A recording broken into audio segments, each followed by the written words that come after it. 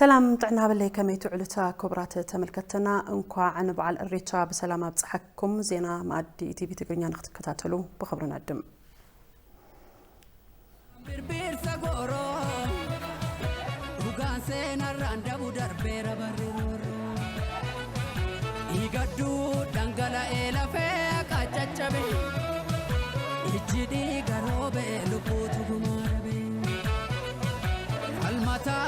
Miko kan birbir sagoro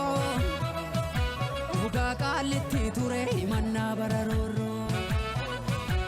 igadu dangala elafe kachachabe ijidi garobe lubutu kumarabe yo maskanye salbati sirano lo yakone okeneti jabani sirati sirano lo yafone sena badanu galteti قدماي منستر دكتور أبي أحمد بأستمر الريتشا مسارات إثيوبياويان بتسفان على المنفس بحبار تطو مبالكم زلوم قليتم قدماي منستر دكتور أبي أحمد نبعل الريتشا ملكيتوم ملأختي انكوا أبصحكمون أم حلالي فم يوم ملو تحسو إذا ملأختي سلام تادسة كبز صعبة وادي دولا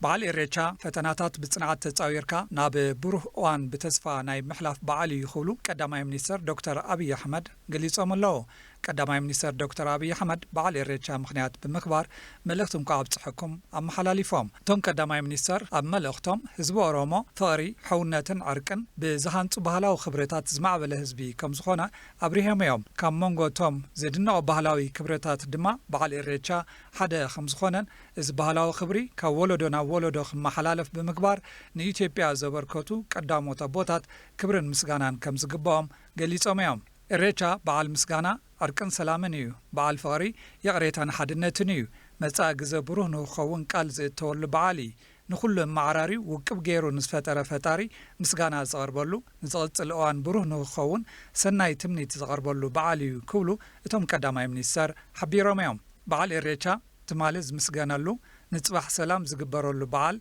زحالف عامت حليفو نابز زوقع فتارز مسغنالون زقصل عامت بسناي تمنيتن سناي تغبارن زجمرلو نطعنا تفطرو لعل واغا زواولو بعل كم زخونون اما لوختم تم قداماي منستر غليصوم يوم بعل الريتشا بنصح لنا نتحساسوان بملء حاجوس زخبر بعلي زول قداماي منستر دكتور ابي احمد اتبعل بعل مسغانان حدنتن بمخانو بهزب اورومو طرح زخبر زيكونس كلهم مسرتها خبرتات بعل الريتشا زكافولو بهر سوات إثيوبيان ببهلاو الباساتهم تملاخيعم نازيمون الناس عصعون زدمعوه حدنت إثيوبيا زتا أساسر تنكر حرك كم زخونة زرئيلو بعليو إلام سلزخونهون بعل الريتشا ناي كلهم إثيوبيان بعليو خبلو اتم قداماي منستر غليصوم بعل الريتشا بعل مسغاريو بصلما زمسل اوان كرمتي ناب برهاناو قوعي كاب صلي ناب فاري كاب صلي ناب حونات كاب باس ناب عرقي كاب قيم ناب يقرتا كاب كفا ناب سناي تغبار سغغر زغبرلو بعل كم زخوناون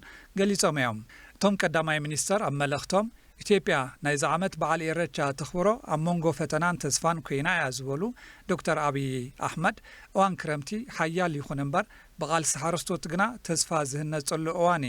ኣብ እዋን ቀውዕን ሓጋይን ببزح زركب فريات اوان كرمت بزسراح سراحيو ناي صباح معبال اثيوبيا خدم فعنت تدليو دما لومي اب صقام اوان كينكا بزسراح سراحيو الوم اثيوبيا ابزوان زغطما فتنا كتحلف تخل فتان زخونه نجر ابرتيعه اتقالسهم زخونه اغنزيوم الريتشا بصنعات بتسفا بحبرت بمكال ببيتسواوي منفس دوم مبال زمر بعليو زولتهم قداماي منستر اما لختم زغاطو مفتناتات بمكال بمردا بعرقي بيقريتان سلامن نمسغار تمرتي الريتشا موساد كم زغبا بمغلاص سناي تمنيتهم غليصوم يوم ماتالاميكو كم بربير سغورو وغانسين راندبو دربير بريرو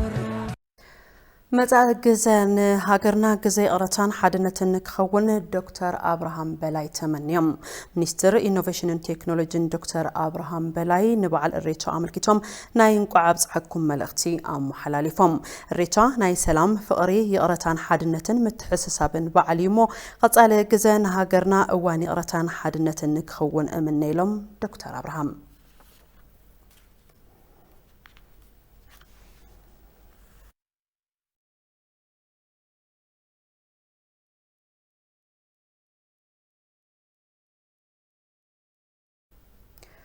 مجلسي سلام عرقي حدنتن حبرتن زخونة بعل الريتشا أب أديس أبابا بدمكات تخبير وعيلم أبت بعل بأشحات قطرو أولاد حبرت السبز ترخبو انتخون حدنتن سلام إثيوبياويان بزت أناخر مجدد ما تخبير يو أبادي دمك توسخ لهم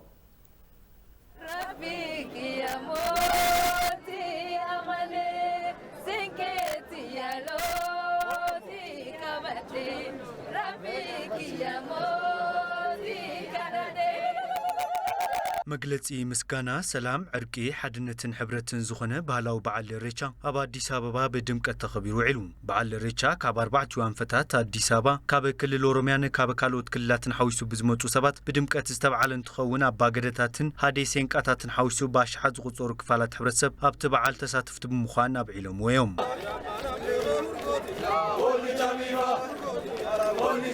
بالاو ጸጋታቱን ሐድግታቱን ሐልዩ ሰላማው ዝኾነ መንገዲ ተኸቢሩ ሙዓሉ ዝናድ ሙኻኑ ዘዘራርብና ተሳትፍቲ ተባዓል ሐቢሮም እዮም ዛሬ ወረፊን ፍሌላ የከበረው ባለፈው አማቲ ሎማ አንቲ ኣብ አዲስ አበባ ዝተኸበረ በዓል ኢሬቻ ብጣዕሚ ደስ ዝብልን ሰላማውን እዩ ነይሩ ብፍላይ ድማ ናይ ዝሓለፉ 2 ዓመታት ሓዊስካ ድምቀት ብዘለዎ መንገዲ ንሳልሳይ ግዜ ኢና ነውዕሎ ዘለና እዚ ድማ ኣብ ዝሓለፉ 150 ዓመታት ድሕሪት ክምለስ ተገይሩ ዝነበረ በዓል ኢሬቻ ከም በሓድሽ ደሚቑ ከዕንብብ ክኢሉ እዩ ያው እንደምታየው ልዩነት ውስጥ አንድነት እንዳለ ሎማ አንቲ ኣብ አዲስ አበባ ደስ ብዝብልን ፍልይ ብዝኾነ ኣገባብን በዓል ኢሬቻ ኣብ ምኽባሪና ንርከብ እዚ ድማ ኣብ ፍልሊ ውሽጢ ሓድነት ጽባቕን ሕብረትን ከም ዘሎ ብምሕሳብ ንኣምላኽና እናመስገና ኢና ነውዕሎ ዘለና በዓሉ አከባበር እጅግ ደስ የሚል በጣም ከምን ጊዜም በላይ ያማረ የደመቀ ነበረ አከባብራ ዝበዓል ብጣዕሚ ደስ ዝብልን ድሙቕን ነይሩ ልዕሊ ኩሉ ድማ እዚ በዓል ዘይኽብርዎ ዝነበሩ ኣካላት ኣብዚ ሕዚ እዋን እዚ በዓል የኽብርዎን የመግስዎን እዮም ዘለዉ እዚ ድማ ብጣዕሚ ደስ ዝብል ጥራሕ እንተይኮነስ ኣብዚ በዓል ውሽጢ ዘለዉ ጸጋታት ናብ ዕድልን ናብ ረብሓን ብምልዋጥ ኩሉ ክርብሐሉ ምግባር ይከኣል ምክንያቱ ኣብ በዓል ኢሬቻ ዘሎ ሰላም ዕርቅን ሓድነትን እዚ ድማ ንሃገርና ዝጠቅም ነገር እዩ ማለት ሰላም ነው ፍቅር ነው አንድነት ነው ኢሬቻ ማለት ሰላም ፍቅርን ሓድነትን ዕርቅን ስለዝኾነ ናይ ህዝቢ ኦሮሞ በዓል ጥራሕ እንተይኮነስ ናይ ኩሎም ብሔር ብሔረሰባትን ህዝብታትን ኢትዮጵያ እዩ ምክንያቱ ህዝቢ ኦሮሞ ሓቋፊ ካልኦት ህዝብታት እዩ ሰው ምንም በማይተዋወቅ ሰው እየተቃቀፈ እንኳን አደረሳችሁ እንኳን አደረሰሽ እየተባባለ ኣብዚ በዓል ነንበዓሉ ዘይፋለጥ ሰብ ሓዊሱ ኩሉና ተሐቃቀፈ እንኳን ኣብጽሐኪ ብምባል ብተሐጓስ እቲ በዓል ከብዕሎ ክትርኢ ከለኻ ብጣዕሚ እዩ ደስ ዝብል መግለጺ ኢሬቻ ድማ እዚ እዩ በጣም ደስ ይላል በጣም ደስ ብሎኛል እዚ በዓል ብኸምዚ ዝኣመሰለ ዓይነት ድባብ ደሚቑን ማዕሪጉን ክትርኢ ከለኻ ብጣዕሚ ኢና ንሕጎስ ኣብዚ ተረኺበ ናይ ዝሓጎስ ተሳታፋይ ብምዃነይ ድማ ብጣዕሚ ሕጉስ እየ በዓል ኢሬቻ ናይ ህዝቢ ኦሮሞ ጥራሕ እንተይኮነስ ናይ መላ ኢትዮጵያውያን እዩ ብምባል ካብ ሲዳማ ዝመፁ ኣባላት ብሔረሰብ ሲዳማ ኣብ ኣዲስ ኣበባ ተረኺቦም እቲ በዓል ብሓድነት ኣብዒሎም እዮም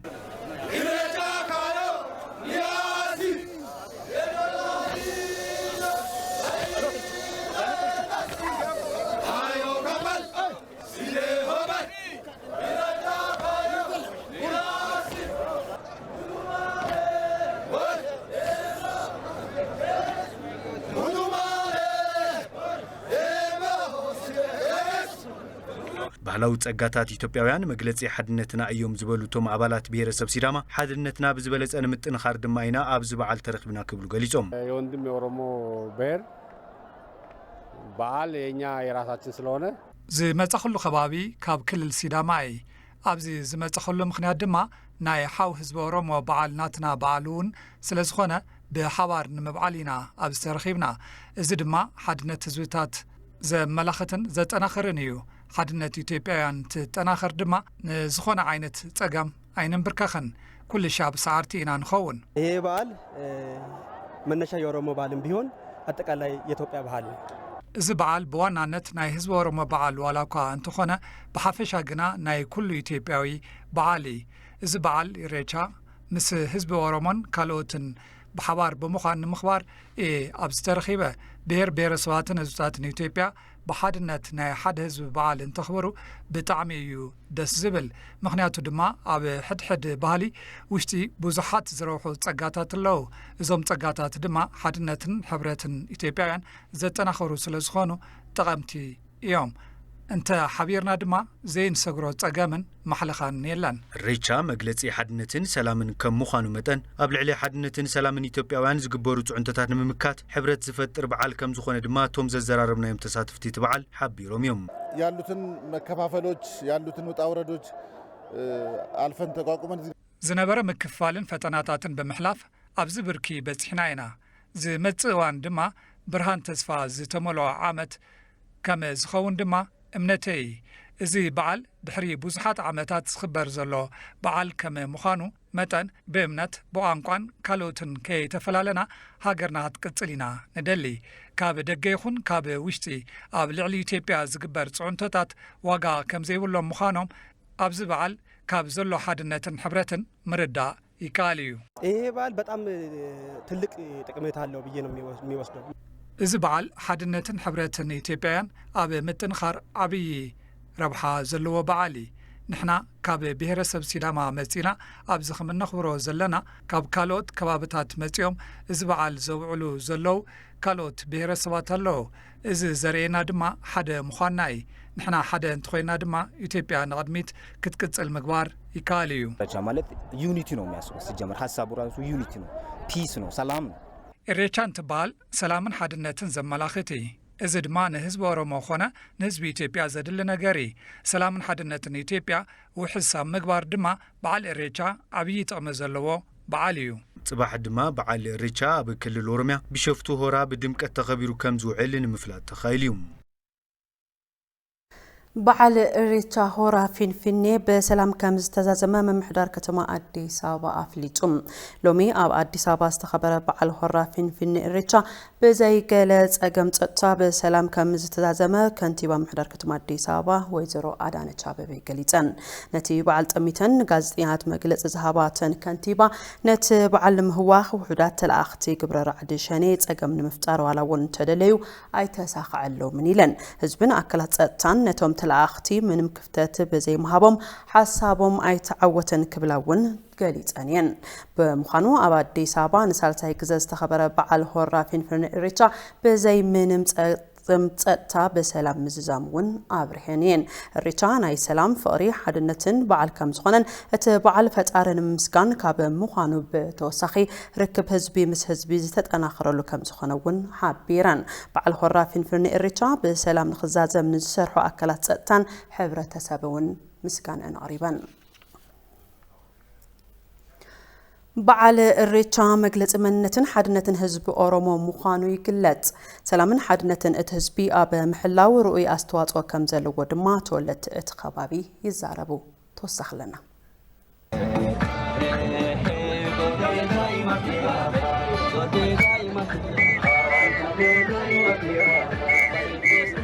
ኢሬቻ ማለት መግለጺ ሰላም ሓድነትን ምትሕብባርን ምዃኑ ይግለጽ ኢሬቻ ኣብ ዓመት ክልተ ግዜ ዝኽበር ባህሊ ተወለድቲ ኦሮሞ እዩ ኢሬቻ ንፈጣሪ ዝምስገነሉን ዝልመነሉን እንትኸውን ዝምስገነሉ ንዝሓለፈ ዓመት ኮይኑ ንመጻእ ድማ ብሩህ ተስፋን ሰናይ ዘበንን ንክኾን ንፈጣሪ ዝልመነሉ ዓብይን ተፈታውን ባህሊ ኦሮሞ እዩ በዓል ኢሬቻ ኣብ ባህሊ ሳይንስን ሓድግታትን ዓለም ዩኔስኮ ኣካል ስርዓት ገዳ ኮይኑ ዝተመዝገበ እንትኸውን ዓርሱ ክኢሉ ዓለም ለኻዊ ሓድጊ ኮይኑ ንኽምዝገብን ንዓለም ንኽላልን ኣብ ከይዲ ዝርከብ ተፈታዊ በዓል እዩ በዓል ኢሬቻ እንትኽበር ኩሉ ማሕበረሰብ ኦሮሞ ሩሑስ ሳዕር ብምሓዝ ናብ ኣፋፊት ሩባ ብምኻድ ነቲ ማይ ብምንጻግ ዘብዕልዎ በዓል እንትኸውን ሆራን መልካን ኣበ ዝበሃሉ ሩባታት ብስፍሓት ዝኽበር በዓል እዩ ኣብቲ በዓል ዓበይቲ ዓዲ ኣባ ገዳታትን ሓዲስን ቄን ብልዑል ምራቕን ክብርን ነቲ ባህላዊ በዓል ብቐዳምነት ይመርሕዎም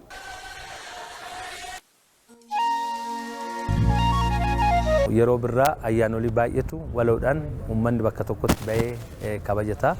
keessattuu fuuldura keenya ኣብ ከባብታት ወርሕ መስከረም ብዙሓት በዓላት ይኽበሩ እዮም ብሕልፊ በዓል ኢሬቻ ህዝቢ ኦሮሞ ብልዑል ተስፋ ዘኽብሮ በዓል እዩ እዚ ዓብዪ በዓል እዚ ብዝተለመደን ብመሰረት ባህሉን እዩ ክኽበር ዘለዎ ናብ ኣያን ኢሬቻ يو آداكية آدان مو ملتو سبتوكوتي نعاي بعل الريتشا بهلا إيو بهلا دما مجلس من النتا إيو بهلينا حدا بهرسب مجلس إيو مو إزي بهلي أرومو الريتشا وين بحانسا أوتيو انتخبر بتعم دسيو زبل إزي دما نبهلي أرومو مجلس ديمقراسين حدا نتنيو اتين رفيقنا كان اتين إبسطولا بتمساسالي بعل الريتشا ندك سبات سلام حدنة فقرن كاب ملمان بززللة أب مل علم زلو فترات سلام نكونو نفتاري زمحصنلو كبر بعلونيم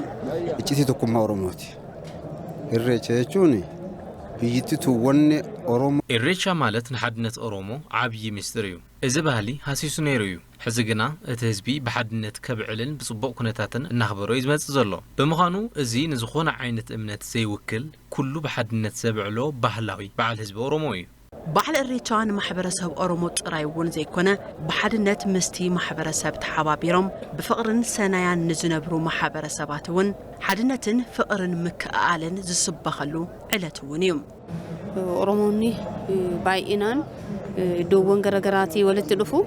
أيان يكون أيان أمن أورومو تتقومي أورومو خبب بخبابيو نبحد متيو زرخبلون بحدنات زخبرون بعليو بمخانو اتهزبي سلام حدنتن كحلو يقبا بحلفي حلوتي سلام اتهزبي كيرون كارين بحلفي فلوتات نقح تساتفو بمقبار بحدنت بمسرح نتي هزباوي بعال بسلام نخحلف خقابرو اللوم بعل الريتشا ببعمتو أب ورح مسكرم علة إسران كلتن أب فين فني بدموق زخبر كوينو بتصبحيتو علة إسران سلستان مسكرم أب هورا أرسدي كتما بشوفتو بدموق صنبل زخبر بعليوم بعل الريتشا لمزبن إثيوبيا بلفدا كوفيد-19 أب زتهاسيتلو جزاز خبر بمخانو تساتفتي اتبعل ممرحتات نقاق كوفيد-19 بزي صابا ملكعو كخبر يقبا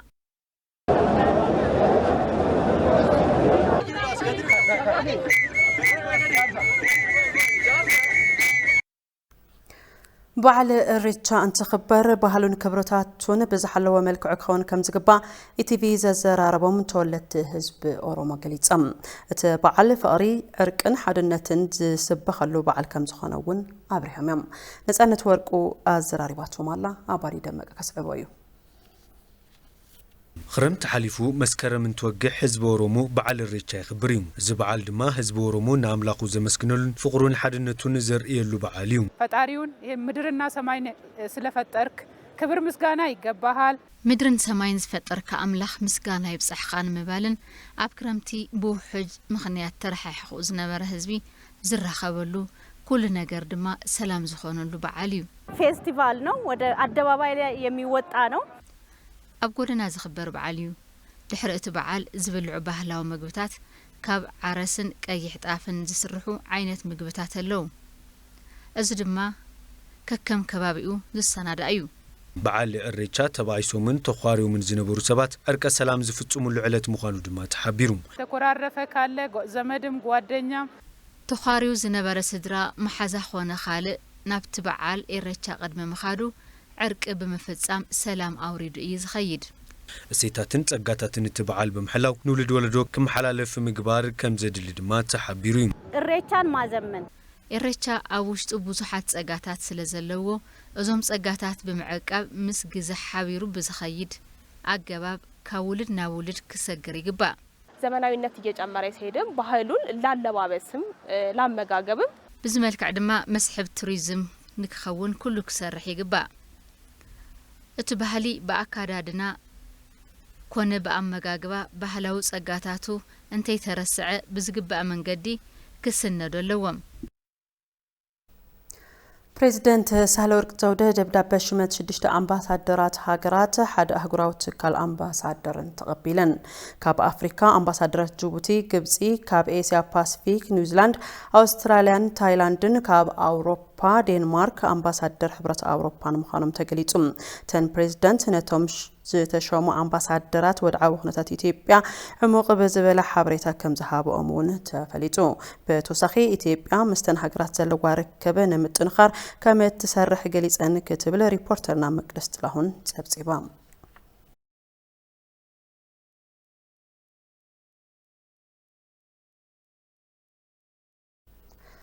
ቤት ምኽሪ ብሄረሰባትን ህዝብታትን ደቡብ ኣብ ሻድሻይ ዙርያ መስራቲ ጉባኤኡ ንኣይተ ርስቱ ይርዳው ርእሰ ምምሕዳር ትኽልል ገይሩ ሓርዩ ንወይዘሮ ፋጤ ሰርሙላን ድማ ዋና ኣፈ ጉባኤ ንኣይተ ንጋቱ ዳንሶ ምክትል ኣፈ ጉባኤ ገይሩ ሓርይዎም ኣሎ ንፀብጻብ ሪፖርተርና ሩት ወርቁ ግዴ ገብረ ቤት ምኽሪ ብሄረሰባትን ህዝብታትን ክልል ደቡብ ሻድሻይ ዙርያ መስራቲ ጉባኤኡ ኣሳሪጡ እቲ ቤት ምኽሪ ኣብ ውዕሉ ሹመት ርእሰ ምምሕዳር ኣፈ ጉባኤን ኣጽዲቑ እዩ ብመሰረት እዚ ኣይተ ርስቱ ይርዳው ርእሰ ምምሕዳር እቲ ክልል ገይሩ ዝመረጸ እንትኸውን ወይዘሮ ፋጤ ሰርሞን ድማ ዋና ኣፈ ጉባኤ ከምኡውን ኣይተ ንጋቱ ደንሳ ምክትል ኣፈ ጉባኤ ገይሩ ሸሚኡ እተን ሓድሽ ተመረጻ ኣፈ ጉባኤ ኣብ ቅድሚ እቲ ቤት ምኽሪ ቀሪበን ቃለ መሓላ ፈጺመን እየን ሓድሽ ዝምስረት መንግስቲ እቲ ክልል ጠለብ ሰናይ ምሕዳር ህዝቢ እትኸለል ፍትሓውን ዲሞክራሲያውን በዝኾነ መልክዑ ንምምላስ ጻዕሪ ክገብር ይለን ውለው ያደሩ የህዝብ ጥያቄዎች ከመፍታት ባሻገር ዘይፈትሑ ሕቶታት ህዝቢ ካብ መፍታሕ ብዘለለ ለውጥ ንዝናፍቕ ህዝቢ ሓድሽ ድሌት ልምዓትን ሰናይ መምሕዳርን ዝምልስ ኣሳታፍን ግልጽነት ዘረጋግጽ ከምኡውን ስርቅን ብልሹ ኣሰራርሓ ዘእርም ንክኸውን ትጽቢት ይግበረሉ ህዝቢ ኣብ ከይዲ መረጻ ዘርኣዮ ትብዓት ብድምፂ ዝሕለፎ መልእኽቲ ሓደራን ተስፋን ዘማልእ ዝተዋደደ ምንቅስቓስ ሓድሽ ካብ ዝምስረት መንግስቲ ትጽቢት ይግበር ትካላዊ መምሕያሻት እውን ትርጉም ብዝህብ ደረጃ ብምጥንኻር መንፈስ መገልገል ህዝቢ ብኣመለኻኸታ በተግባር መምዕባል ኣሰራርሓታት ምስትኽኻል ብሓፈሻ ድሌት ህዝቢ ዝምጥን ምንቅስቓስ ካብዚ ሓድሽ መንግስቲ ትጽቢት ይግበር ርእሰ ምምሕዳር ኮይኖም ዝተመረጹ ኣይተ ርስቱ ይርዳው ኢትዮጵያ ብብዙሕ መልክዑ ትዕወት ከም ዘላ በመግላጽ ዝተኻየደ ሻድሻይ ሃገራዊ መረጻ ኢትዮጵያ ጽዕንቶታት ውሽጢ ዓድን ወጻእን መኪታ ከም ሃገር ጠጠው ትብል ምዃና መርኣይ እዩ ኢሎም ጠላቶቻችን እንደተመኙት ሳይሆን ጽላትና ከም ዝተመነይዎ ዘይኮነስ ሓይሊ ጽላት ስዒርና ትንሳኤ ኢትዮጵያ ንምብሳር ብዓወት ንግስግስ ኣለና ሽርሒ ጽላትናን ፈተናን ከም ዘይሕንኩሉና ንፈታውን ጸላን ትምህርቲ እንዳሃብና ንርከብ እኒህ ድማ ኣብ ታሪክና ንፈለማዋን ብነጻ ድሌት ዜጋታት ተመስረተ መረጻ ብምክያድ መንግስቲ ምጥያሽ ከም እንኽእል ኣርኢና ኢና ኣብ ጉዳይ ኢትዮጵያ ምውሳንን መንግስቲ ምምስራትን ዝኽእሉ ኢትዮጵያውያን ጥራሕ ምዃኖም ብምራይ ናጽነትናን ክብርናን ሕሊና ኢና ከም ሃገር ዝተኸፈተና ኩናትን ረዓድን እንዳመከትና ብኻልእ ገጽ ሰናናዮ ራእይ ብልጽግና ንምዕዋት ስራሕቲ ሪፎርምን ልምዓትን እንተይተቋረጹ ተጠናኺሮም ንክቕጽሉ ጌርና ኢና እቲ ቤት ምኽሪ ኣብ ውዕሉ ሹመት ኣባላት ካቢኔ እውን ኣጽዲቑ እዩ ኣብ ምስረታ ሓድሽ መንግስቲ ኣባላት ተንሓንሕቲ ውድባት ናብ ሓላፍነት ምምጽኦም ኣብ ኢትዮጵያ ሓድሽ ምዕራፍ ፖለቲካ ዝተኸፈተ ምዃኑ ኢዚኣ ዘዘራረቦም ነበርቲ ከተማ ኣዲስ ኣበባ ገሊጾም ኣብ ኣዲስ ኣበባ ዝተገበረ ምስረታ መንግስቲ ብመራኸብቲ ሓፋሽ ምክትታሎምን በቲ ኸይዲ ሕጉሳት ምዃኖምን እውን ተዛሪቦም ቶም ርእቶታት ተኸታቲልና ክንምለስ በጣም ደስ የሚል ነው ኣዝዩ ደስ በሃሊ እዩ ቀዳማይ ቅድሚ ሕዚ ተናሕናሕቲ ውድባት ኣብ ከምዚ ዝበለ ኩነታት ኣይካተቱን ነይሮም ሕዚ ተኻቲቶም ርኢና ኢና እዚ ዘርኤካ ሃገርና ናብ ትኽክለኛ ዲሞክራሲ ትጓዓዝ ከም ዘላ ዘርኢ እዩ የፖለቲካ ድርጅቶች ተቃዋሚ የፖለቲካ ድርጅቶችም ተናሕናሕቲ ውድባት ፖለቲካውን ኢትዮጵያ ንኽትሰር ጠንኪሮም ሰሪሖም እዮም ማለት እዩ ብመሰረት እዚ ኢትዮጵያ ስዒራ ኢትዮጵያ እንድሕር ስዒራ ሕድሕድ ፓርቲ ፍልጠት እንተልይዎ ዓዱ ኸግልግል ይኽእል እዩ ተባሂሉ ቦታ መሃቡ ጽቡቕ እዩ ዲሞክራሲ እንዳማዕበልና ምኻድና መርኣያ እዩ ጽቡቕ ተመክሮ እዩ የተፎካካሪ ፓርቲዎች በቃ ይማሩ ተናሕናሕቲ ውድባት ይመሃሩ ኣብ ዝቕጽል ንሳተሞውን ምስ መንግስቲ ምስራሕ ንህዝቢ ምስራሕ እዩ ካልእ ኣይኮናን ይሄ ነገር ደግሞ በጣም ማለት የሆነ እዚ ጽቡቕ ሓሳብ እዩ ደስ ይልን እዩ ተናሕናሕቲ ምእታው ማለት ንሳተሙ ኮን ካልእ ነገር ዘይኮነስ ኢትዮጵያ ከም ዝተትኸውን ኢሎም ይሓስቡን ሓሳብ ይፈልፍሉን ዝነበሩ እዮም ንሳቶም እንተኣትውን እንትሕወሱን ድማ ናይ ኩሎም ሓሳብ ተደሚሩ ጽቡቕ ነገር ይመጽእ ማለት እዩ አሁን ከታች ያሉ በጣም ያስጨንቁ ካድሬዎች አሉ ሕዚ ብታሕቲ ዘለዎ ኣዝዮም ዘጭንቁ ነገራት ኣለዉ ንዓኣቶም መምሕዳር ኣዲስ ኣበባ ከጽርዮም ይግባእ ሕድሕድ ካድረታት ንረብሖኦም እዮም ተቐሚጦም ዘለዉ ብኣወሃብ ኣገልጋሎት ህዝቢ ዘጭንቁ ተሓተወት እዮም ንሳቶም ተጻርዮም ክወጹ ኣለዎም አዲስ አበባ ያለባት ችግር ምንድነው የታወቀ ነው በቃ ሁሌ አዲስ አበባ ዘለዋ ጸገም ኩሉ ጊዜ ይፍለጥ እዩ ስራሕ አልቦነት ኣሎ ቅድም ክብል ዝነበረ ጽቡቕ ኣይነበረን ተተባሂሉ እዚኣቶም ድማ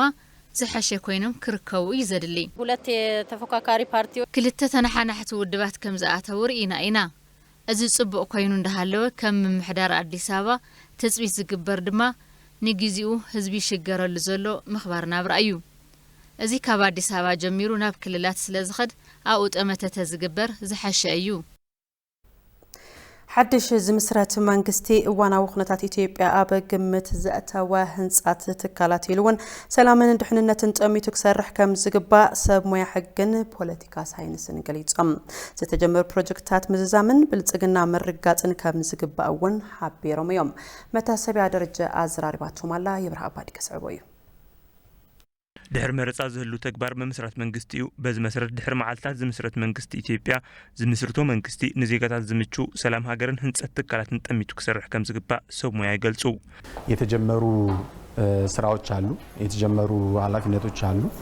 ዝተጀመሩ ስራሕት ተለው ሓደ ኩናት ትግራይ እዩ ነዚ ናይ መወዳእታ ምዕራፍ ኩሉ ምግባር የድሊ ኣብ ዝተናወሐ ጎንፂ ምጽናሕ ክዕጽ ኣለዎ ካብዚ ስዒቡ ዝተጀመሩ ናይ ትካላትን መምሕያሽ ሕግን ኣለዎ ሕገ መንግስት ሓዊሱ ብዝልዓለ ደረጃ ዝፍጸመሉ ዘመን ስልጣን ክኸውን ኣለዎ መንግስት ብቁ መስራት ያለበት ተቋም ላይ ከሰዎች መንግስቲ ብዓዊኡ ክሰርሕ ዘለዎ ኣብ ትካላት እዩ ኣብ ትካላት ሰባት ካብ ምዳብ ተወሳኺ ዓቕምን ቅንዕናን የድሊ ሕግን ስርዓትን ዘውፅኡ ትካላት ኣብ መሬት ክወርዱ ብዝገብር ስርዓት ምዝርጋሕ የድሊ ሕብረተሰብ በብብርኩ ካብ ዘልዕሎም ሕቶታት ናህር ዋጋ ምቁፅጻርን ተመጣጣኒ ስርዓት ቁጠባ ምፍጣርን ተጠቀስቲኦም በመሰረት መንግስቲ ነዚ ጠመተ ክህብ ኣለዎ እውን ይብሉ የተጀመሩ ስራዎች አሉ እሱን አጠናክሮ መቀጠልና ዝተጀመሩ ስራሕት ተለው ነዚኦም አጠናኺርካ ምቕጻልን ናህር ዋጋ ኾነ ምኽባር ዋጋ ናብራ ናይ ምርግጋዕ ስራሕቲ ተጽቢት ዝግበረሉ እዩ ምዚ ተታሒዙ ቀጻልነት ዘለዎ ቁልጥፉን ዝበዝሕ ክፍሊ ሕብረተሰብ ተረባሒ ዝገብር ልምዓት ቁጠባ ጠመተ ክወሃብ ኣለዎ አሁን ሀገሪቱ ያለችበት ሁኔታ ዝም ብሎ ከሰማይ ይወረድ አይደል ሕዚ እዚ ሃገር ዘላትሉ ኩነታት ስቂሉ ዝተፈጠረ ኣይኮነን ኣብ ኣፈጻጽማ ብዘሎ ድኽመት ዝተፈጠሩ እዮም እዚኦም መሊስካ ምርኣይ የድሊ ሓዱሽ ዝምስረት መንግስቲ መጻ ዕድል እዚ ሃገር ብእውንታዊ ጎኒ ንምውሳን ኣብ ዝገብሮም ምንቅስቓስ ተሳትፎ ማሕበረሰብ ዓብዪ ግደ ከም ዘለዎ እውን ወሲኹም ሓቢሮም 24 መስከረም ዝምስረት ሓዱሽ መንግስቲ ንምርጋጽ ሰላም ሃገር ቀዳምነት ሂቡ ክሰርሕ ገለ ርእይቶ ወሃብቲ ነበርቲ ከተማ አዲስ አበባ ጸዊዖም ካብዚ በተወሳኺ ኣብ ናህር ዋጋ ዘርአ ልዑል ወሰኽ ንምቁጽጻር እኹል ቆላሕታ ሂቡ ክንቀሳቐስ እውን አተሓሳሲቦም በሪሁ ብርሃነ ሀገራችን ያለችበት ወደፊቱ ሰላማን እንዲያረጋጋ የኑሮ ውድነት ሰላም ሀገርና ንኸረጋገ ምኽባር ናብራ ሕብረተሰብ እናልዓሉ ዘሎ ሕቶ ምኽባር ናብራ እውን ዝለዓለ እናኾነ ስለ ዝመጸ ነዚ ንኽቆጻጸር ከም ሓደ ሸቱ ሒዙ ክሰርሕ ኣለዎ ሰላም ንኽዓስል ምስ ዝተፈላለዩ ተናሓናሕቲ ውድባት ፖለቲካ ብምስምማዕ እቲ ሓዱሽ መንግስቲ ክሰርሕ ይግባእ ባህላ እየ ከአዲሱ መንግስት ከሚመሰረተው በርካታ ነገሮች እንጠብቃለን ያው እንደሚታወቀው ካብቲ ዝምስረት ሓዱሽ መንግስቲ ብዙሓት ትጽቢታት ኣለውና ከምቲ ዝፍለጥ ኣብ ሃገርና ዝለዓለ ስእነት ሰላም ኣሎ እዚ ስእነት ሰላም ድማ ብቁጠባን በማሕበራዊ መዳይን ብዙሕ ጽዕንቶ ፈጢሩ እዩ ኣብ ቀጻሊ እዞም ነገራት እዚኦም ክስተኻኸሉ ኢና ንጽበ ካልእ ምስ መነባብሮ ህዝቢ እንትንርኢ ምኽባር ዋጋ ኣዝዩ እዩ ወሲኹ ዘሎ ካብ ታሕቲ ጀሚሩ ብዙሓት ዘይተሳለጡ ስራሕቲ ብምህላዎም ነዚኦም መንግስቲ ትኩረት ሂብዎም ክስተኻኸሉ ተዝግበር የተፎካካሪ ፓርቲዎችን አመራሮች በተለያየ ቦታ የማሳተፍ ነገር በየክልሉ በአዲስ አበባም እየታየ ነው አመራርሓ ተናሓናሕቲ ፓርቲታት ኣብ ዝተፈለየ ቦታ ክሳተፉ ዝፈቅድ ዕድል በብክልል ይኹን ኣብ አዲስ አበባ እናተርአየ እዩ እዚ ምርድዳእ ዝፈጥር እዩ ንሃገር ድማ ጽቡቕ ዕድል ዝፈጥር እዩ ዘተባብዕ ሓሳብ ዘልዕሉ ሰባት ቦታ ረኺቡ ተፈጻሚ ንክኸውን ዝገብር እምበር እናተነጸጉ ብኣብዝሓ ድምፂ ናይ ሓደ ኣካል ቅዋም ጥራሕ ዝስማዕ ኮይኑ ተመሊሱ ከምቲ ዝነበረ እዩ ዝኸውን ሓናጻይ ዝበሃል ሓሳብ ሒዙ መንግስቲ ከም እታወት ክጥቀመሉ ይግባእ ከምዚ ተኮይኑ ሕብረተሰብ ኣብ መንግስቲ ዘለዎ ምትእምማን እናዛየደ እዩ ዝኸይድ የቤት ችግር ስላለ ጸገም መንበረ ኣባይቲ ሆን ስለ ዘሎ ዝተፈላለዩ ስራሕቲ ህንጸት መንበረ ኣባይቲ በመስላጥ ሕብረተሰብና ካብቲ ዘለዎ ጸገም ንኽናገፍ እቲ ሓዱሽ መንግስቲ ክሰርሕ ኣለዎ ኢለ ይሓስብ ካብዚ ብተወሳኺ ጸገም መጓዓዝያ ከተማ አዲስ አበባ ንምቅላል ብዓብዩ ኣብ ዝርግሐ ልምዓት መንገዲ በመስታፍ ሕብረተሰብ ብእዋን ወፂኡ ብእዋን ንኸኣትውን ስራሕቲ ተዘካየዱ በክልል ምክር ቤቶች አይተናል። በተለያዩ ክልል ምክር ቤቶች በተለያዩ ክልሎች ስናይ የተለያዩ ፖለቲካ ፓርቲዎችን እያሳተፈን ያለው ኣብ ዝተፈላለዩ ክልላት ዝምስረቱ ኣብ ዘለው ኣብያተ ምኽሪ ኣባላት ተናሓናሕቲ ውድባት እናተኻተቱ ኢና ንርኢ ዘለና። እዚ ድማ ኣብ ውሽጢ ሃገር ዘለው ዝተፈላለዩ ፍልልያት ከጣዓዕም ዕድል ዝፈጥር እዩ። ስለዚ ኣብቲ ዝምስረት ሓዱሽ መንግስቲ ኣብተን ክልላት ከም ዝረኣናዮ ኣብዚ እውን ሓቋፍ እንተኾይኑ ምድምማፅ ዝፈጥር እዩ። ቅድሚ ሕዚ ተናሓናሕቲ ኣባላት ዘይምስታፎም ነቲ ዝጣየሽ ቤት ምኽሪ መጸገማ እዩ ነይሩ። ስለዚ እዚ እንተተስተኻኺሉ ፍልልያት እናጸበቡ ክኸዱ ዝፈቅድ እዩ። ሚኒስቴር ሰላም ውጽኢት خلأي ዙርያ መጽናዕቲ ተቐልዓይነት ብሄራዊ ሓደጋ ስግኣት ዕላው ገይሩ። እቲ መጽናዕቲ በብርካ ሃገር ኣብ ልዕሊ ፋይናንስ ቁጠባ ከምኡውን ሃብቲ ተፈጥሮ ዝበጽሑ ገበናት ዳህሳስ ዝገበረ እንትኸውን ካብ ባንኪ ዓለም ብዝተረኸበ ድጋፍ ቴክኒክ ዝተሳለጠ ምዃኑ ተገሊጹ። ውጽኢት እቲ መጽናዕቲ ኢትዮጵያ ኣብ ውሽጢ ዓለም ለኻዊ ስርዓት ፋይናንስ ዘለዋ ተቐልዓይነት ገበን በመግምጋም ኣገደስቲ መእረምታታት ንምግባር ዘኽእል ምዃኑ ተገሊጹ። ሚኒስትር ሰላም ወይዘሮ ሙፈሪያት ካሚል ከም ዝተዛረበኦ እጥቂ ተዓጢቆም ሃገር ንምፍራስ ካብ ዝለዓሉ ሓይልታት ብዘይነኣስ ሸርሒ ቁጠባ ናህር ዋጋ ምግዳድን ቁጠባ ምዝባዕን ቅልውላው ሸርፊ ወጻኢ ንምፍጣር ዝተወደቡ ምህላዎም ገሊፀን። ከምኡውን በቲ መጽናዕቲ ዝተረኸበ ውጽኢት እቲ ገበን ንምፍሻልን ንምቁፅጻርን ከም ዝሕግዝ ተዛሪበን። ኣብቲ መጽናዕቲ ካብ ዝተጸርሑ ቀንዲ ነጥብታት ዘይሕጋዊ ዝውውር ገንዘብ ሕጋዊ ጌርካ ምጥቃም ንግብረ ራዕዲ ገንዘባዊ ድጋፍ ምግባር ከምኡውን ኣብ ልዕሊ ከባቢ ተፈጥሮ ዝበጽሑ ገበናት ይርከቦም። ኣብ ቀጻሊ እዞም ገበናት ንምክልኻልን ንምቁፅጻርን ዝሕግዙ ኣሰራርሓታት ንምትግባርን ክፍተታት ንምዕባስን ብምጉዳድ ከም ዝምስራሕ ተመላኺቱ። ኣብቲ ዕለት ንኸይዲ እቲ መጽናዕቲ ኣበርክቶ ንዝገበሩ ኣፍልጦ ተዋሂቡ።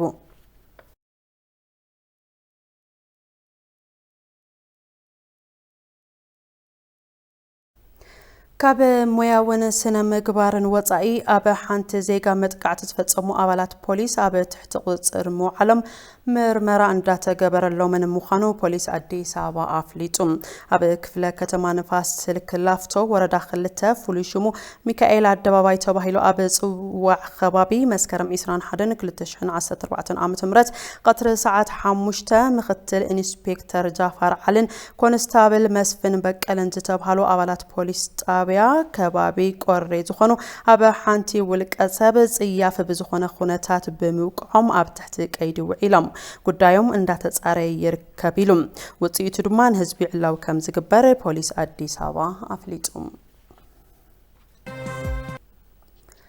መራሒ ዕልዋ መንግስቲ ጊኒ ኮሎኔል ማማዶ ዶምቢያ ፕሬዝደንት ተሃገር ኮይኑ ቃለ መሐላ ፈጺሙ። ወዲ 41 ዓመት ኮሎኔል ማማዲ ዶምቦያ ካብ ብዕልዋ መንግስቲ መራሒ ማሊ ዝኾነ ወዲ 38 ዓመት አሲሚ ሶኢታ ቀጢሉ ካልኣይ ብዕድመ ዝነኣሰ መራሒ ኣፍሪቃ ኮይኑሎም። ንሱ ኣብዚ ዝዛዘም ዘሎ ሰሙን ኣብ ቀጻሊ ብመረፃ ሲቪላዊ ምምሕዳር ከም ዝጣየሽውን ኣፍሊጡ። እቲ ኣብ ዝሓለፈ ወርሒ መስከረም ዝተኻየደ ዕልዋ መንግስቲ ብዙሓት ኮኒኖም ومنبارم يفلت كم الصعبين ودما زواويت صرنا ምዕራብ አፍሪካ ኢኳስ ሕብረት አፍሪካን ንጉኒ ንግዚኡ ካብ ኣባልነት ኣጊዶም ኣለው። ኢኳስ ኣብ ልዕሊ መራሕቲ ናይቲ ኣብ ጊኒ ዝተፈጸመ ዕልዋ መንግስቲ እገዳ ክገብር እንከሎ ኣብ ውሽጢ 6 ኣዋርሕ ናብ ሕገ መንግስታዊ ኣመራርሓ ክምለሱ ጻውዒት ኣቕሪቡ እዩ። ሓድሽ ፕሬዝደንት ጊኒ ኮይኑ ቃለ መሐላ ዝፈጸመ ኮሎኔል ማማዲ ኣብቲ ኣብ ቤተ መንግስቲ መሐመድ ሓምሻይ ዝገበሮ መደረ ሓድሽ ሕገ መንግስቲ ኣሰናዲኡ መንግስቲ ከም ሓድሽ ናይ ምጥያሽ ተልእኮ ከም ዘለዎ ድሕሪ ምግላጽ ብልሹና ከም ዝቃለስ ኣብታ ሃገር ናጻ ግልጽነትን ተኣማንን ዝኾነ ሃገራዊ ምርጫ ከም ዘካይድ ምግላጹ አጃንስ ፍራንስ ፕረስ ጸብጺብሎም።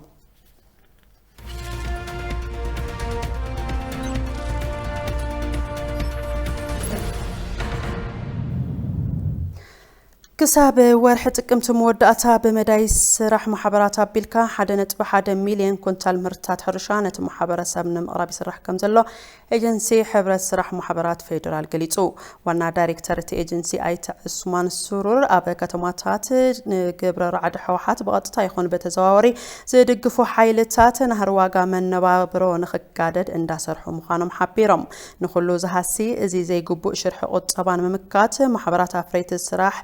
ማሕበር ምህርትታት ሕርሻ ኣኪቦም ምስ ማሕበራት ሸመትን ኢንዳስትሪታትን ቀጥታዊ ዝኾነ ምትእስሳር ንኽፈጥሩ ኣብሪሆም እዮም እቲ መፍረያይ ምህርቱ ፍትሓዊ ዝኾነ ዋጋ ንኽርክብ እቲ ዓዳጋይ ድማ ዝደለዮ ምህርቲ ኣብ ዝምችዎ ቦታ ብዝተመጣጠነ ዋጋን ፅሬትን ንኽቐርበሉ እናተሰርሐ ምዃኑ ገሊፆም ኣብ ዝሓለፉ 2 ኣዋርሕ 253,000 ኩንታል ምህርቲ ተዳልዩ ንሸመትን ማሕበራት ኢንዳስትሪታትን ንኽቐርብ ከም ዝተገበረ እውን ኣብሪሆም እዮም ክሳብ መወዳእታ ወርሒ ጥቅምቲ ድማ 1.1 ሚልዮን ኩንታል ምህርትታት ሕርሻ ነቲ ሕብረተሰብ ንምቕራብ እንዳተሰርሐ ምዃኑ እቶም ዳይሬክተር ገሊፆም ግልጋሎት ዜና ኢትዮጵያ ከም ፀብፀቦ ዝተፈጠረ ናህር ዋጋ ምኽንያት ዘይብሉ ምዃኑ ኣይተ ዑስማን ኣረዲኦም